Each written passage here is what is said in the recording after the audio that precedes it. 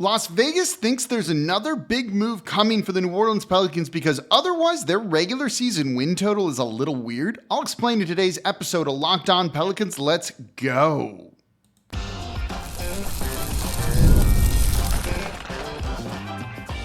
You are Locked On Pelicans, your daily New Orleans Pelicans podcast, part of the Locked On Podcast Network, your team every day.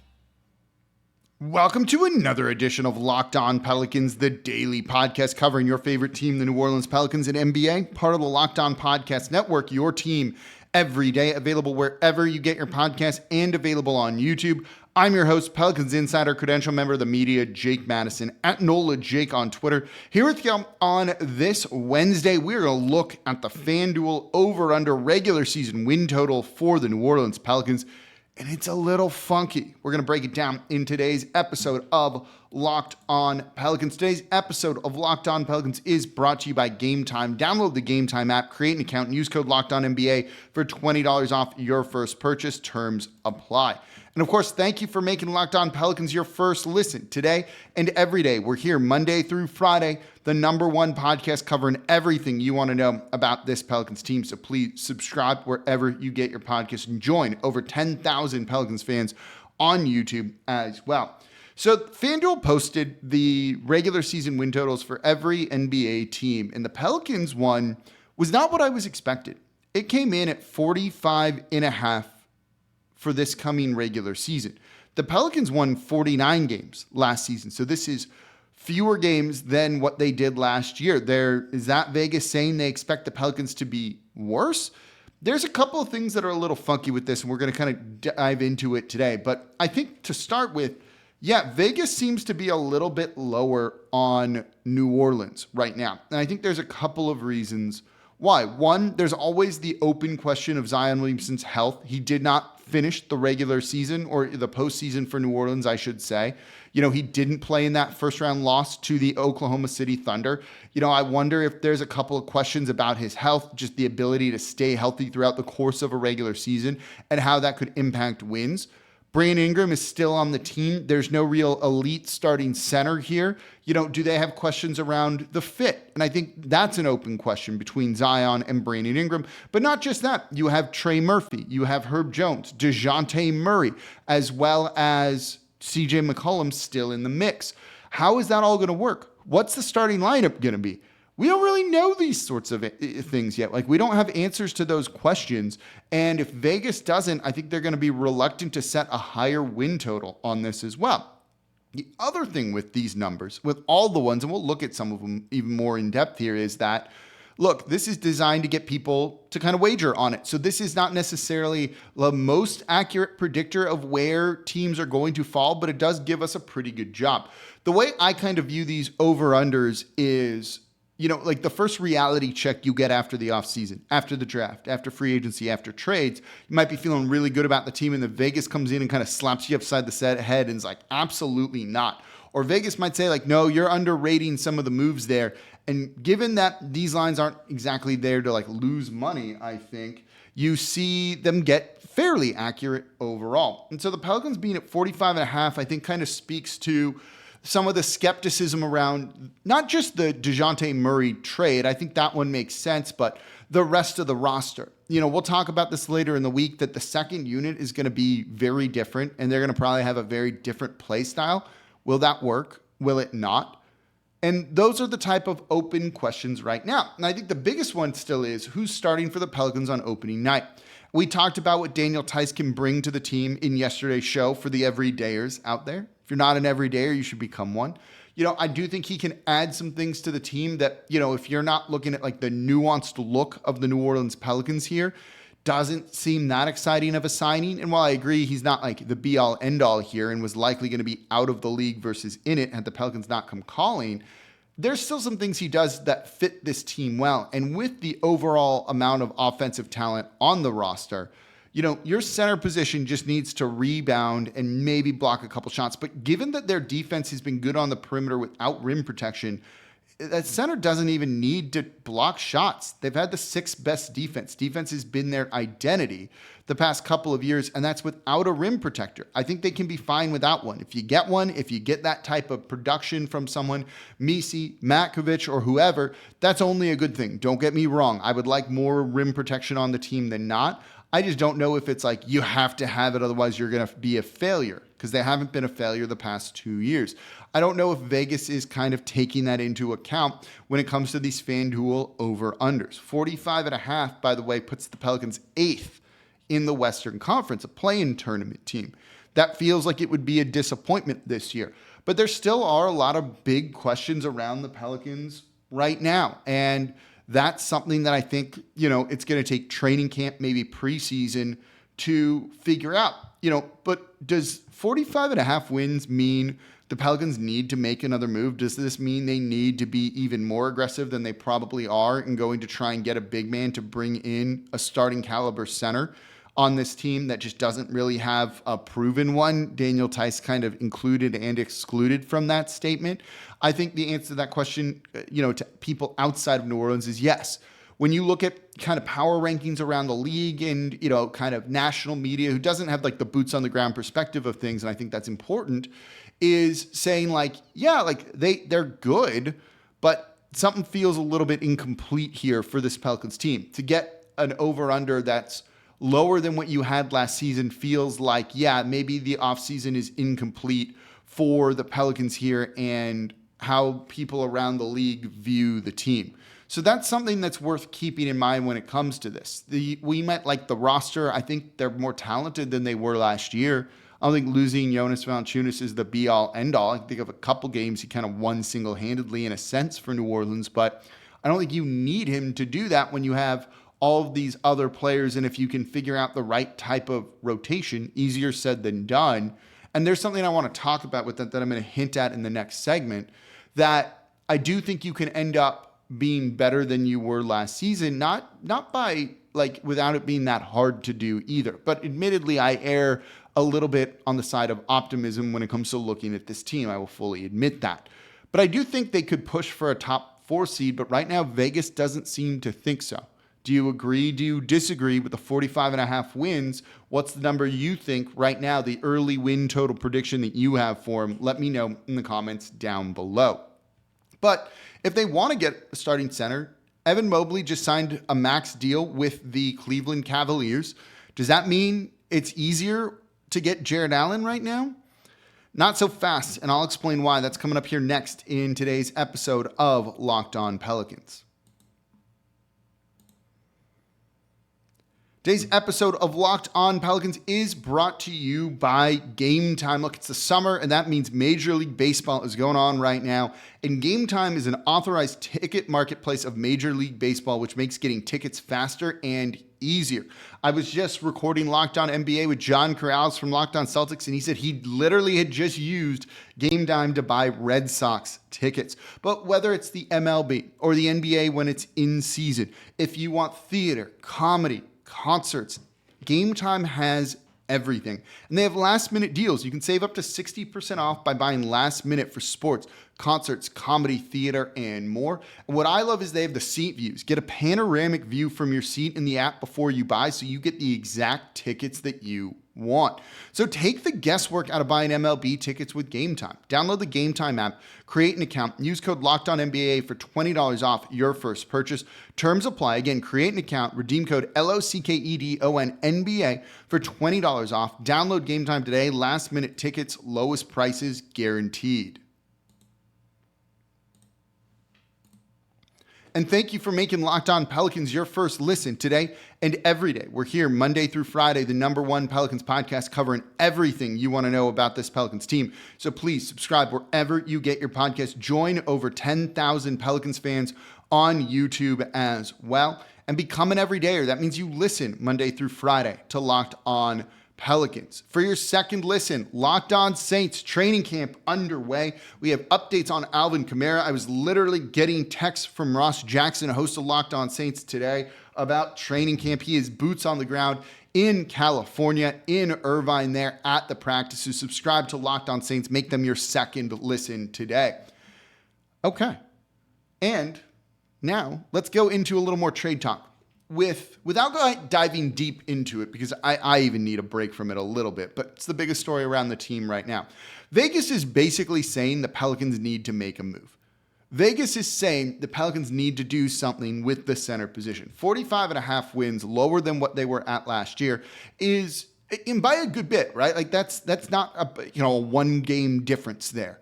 That's a significant number. That's a little strange to me, in a sense. I get it from their perspective, but I think they're missing some things, and we'll go into that in a moment. With this team, the obvious trade target for a while has been Jarrett Allen, someone that it sounds like David Griffin has been after for a while, tried to make an aggressive move to go get at the NBA trade deadline. Nothing really happened there. And now it sounds like the Cleveland Cavaliers aren't looking to trade him, but they just signed Evan Mobley to a max deal. They just signed Donovan Mitchell to a max deal. And when you look at Cleveland and their roster, they have two guards, Donovan Mitchell and Darius Garland, and they have two centers, not power forwards, in Evan Mobley and Jarrett Allen.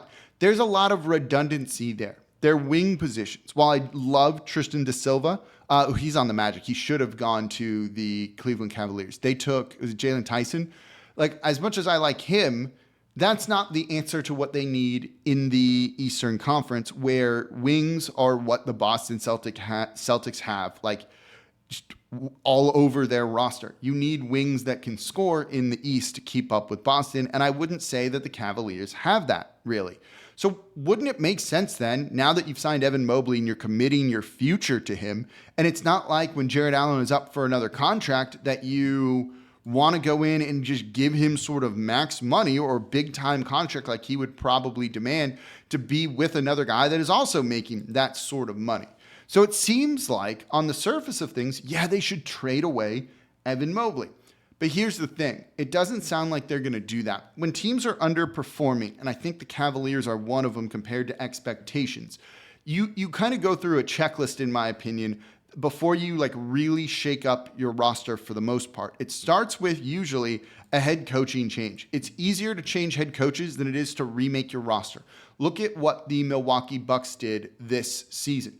They brought in a new head coach in Adrian Griffin, didn't work out. They fired him and then brought in Doc Rivers, as opposed to making big trades, because it's easier to do that. Maybe a new voice in the locker room, some new strategy can go and make a world of difference.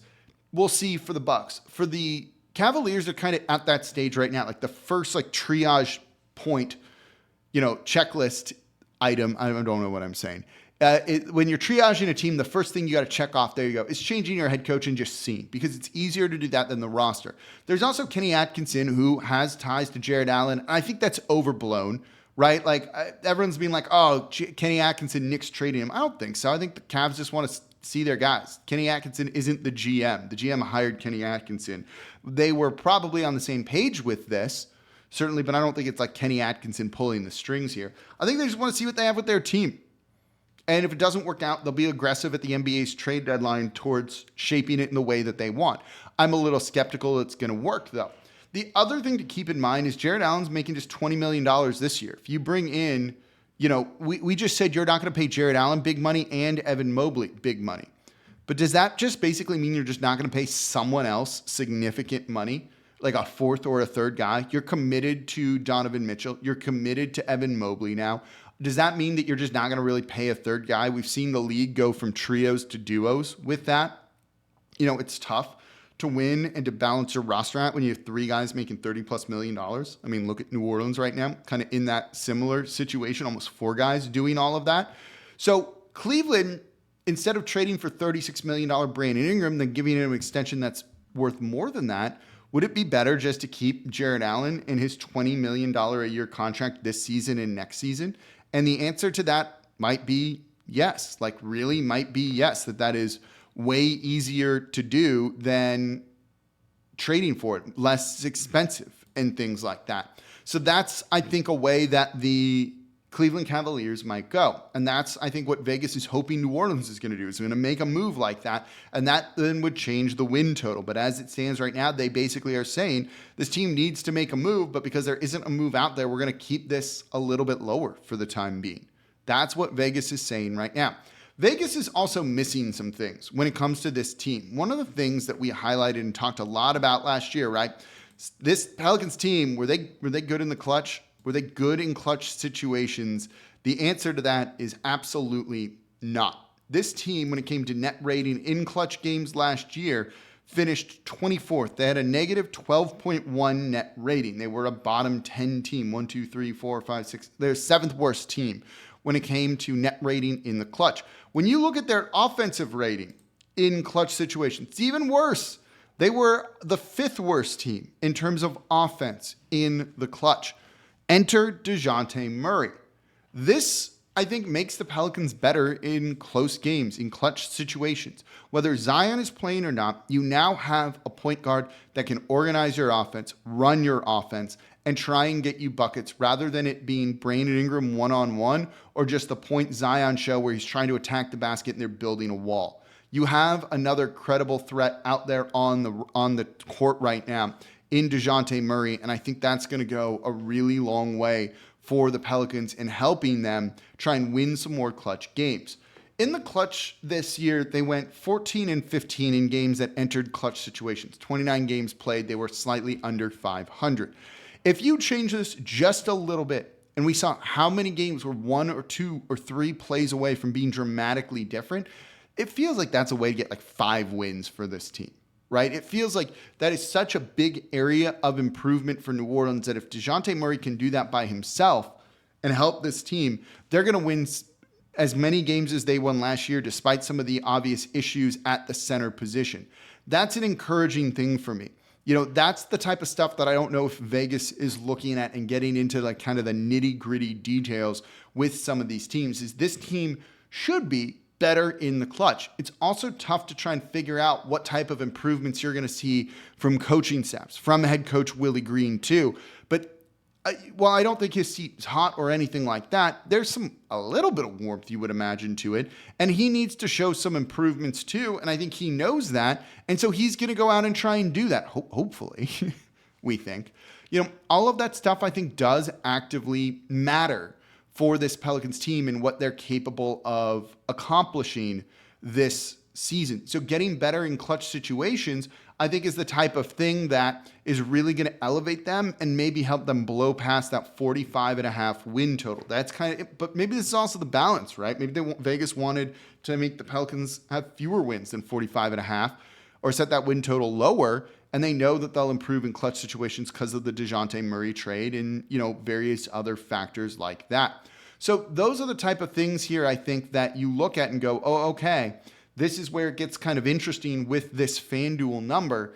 And is Vegas taking fully everything into account? And I'm not entirely sure that they fully are, but there's reasons to be optimistic too. Trey Murphy getting a bigger role too, I think, is something to be optimistic about. Herb Jones maybe taking another step forward as an offensive player. He's one of the better corner three-point shooters in the league last year. His defense finally making the all-defensive team that he's been due for a while, finishing 5th, 4th, whatever it was, in Defensive Player of the Year voting. There's lots of reasons for optimism around the team, even if that over-under number, the win total number, doesn't really scream that to me. But 8th in a tough Western Conference isn't the worst. We'll look at all the rest of the teams coming up here in a moment in today's episode of Locked On Pelicans, part of the Locked On Podcast Network, your team every day. But yeah, something's funky about this number, it feels like. And we might need to dive into this a little bit more throughout the week. We'll look more at clutch situations for New Orleans and where they can really improve. That's something that I want to look at probably this week in a future show. Look at the second unit too and what head coach Willie Green needs to improve on. So that's all stuff that's coming later in the week here on the Locked On Pelicans podcast. So coming up next, let's look at some of these other teams and see, are the Pelicans like properly slotted in the Western Conference? Where do they stack up? That's coming up here next with the over-under numbers coming up here next in today's episode of Locked On Pelicans.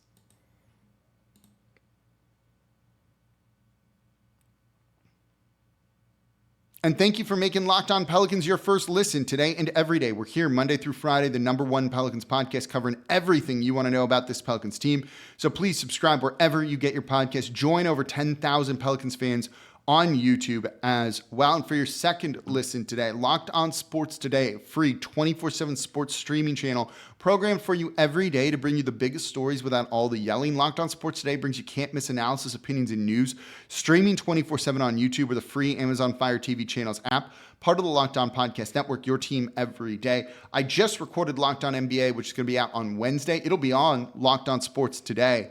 And we went into some of the more intriguing numbers, some of the more interesting, I thought, over-under totals, the Atlanta Hawks being one, some other teams being in there too. It's worth giving a listen if you want like a more comprehensive look around the league, but certainly every Locked On show, every Locked On team is going to be covering this as well, because these are really interesting numbers that I think kind of give you some insight on what other experts think about teams in their offseason.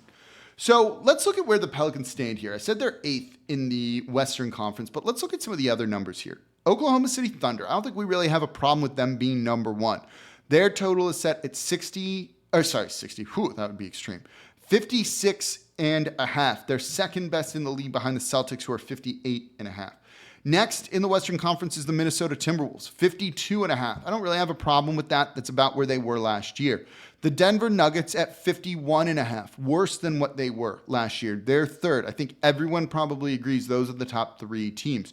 You now have the Mavs in there as well, just a game back of the Timberwolves and the Nuggets, and that is at 50.5. And then there's a big drop, I guess is maybe the better word. So those are the four teams: Thunder, Timberwolves, Nuggets, and Mavericks. Okay, I don't really have a problem with that.